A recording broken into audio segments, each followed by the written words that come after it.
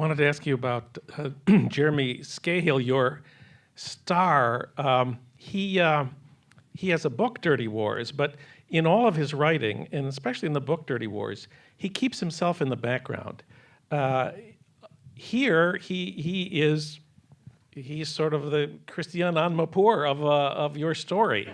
But that's not a position I know him a little bit. He certainly doesn't seek that kind of camera attention.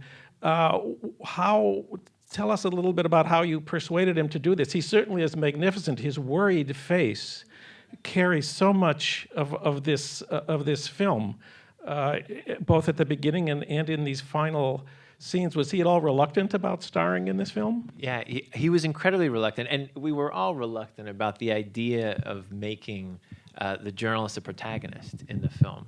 I mean, because in the end, the purpose of the film is to make the human side of the war visible to an American audience. I mean, this war is kept secret for a reason. I think the American people would be outraged if they knew the people who were being killed in our name, but without our knowledge around the world, the things that were being done in our name.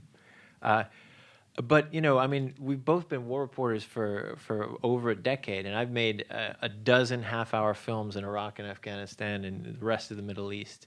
And one of the continual frustrations that you face as a war reporter is making stories that aren't pitched to reach the hearing of the audiences that you most want to reach. So first of all, from the very beginning, we knew that the only way to string together such a geographically wide-ranging film was to have a journalist character who was uncovering over the course of an investigation the different sort of parts of this war. So we needed the character as a thread that would arc through it. But then, we realized, I think, something sort of deeper was that there were, in fact, two halves to the story. There was this external story that was a sort of expose of the war that was happening outside. And there was a half of the story that was about how this war was changing us as a people, changing our country, like fundamentally, not just juridico-politically changing our country, like rewriting our constitution without a vote, fundamentally changing what executive powers are and all the rest, but changing us.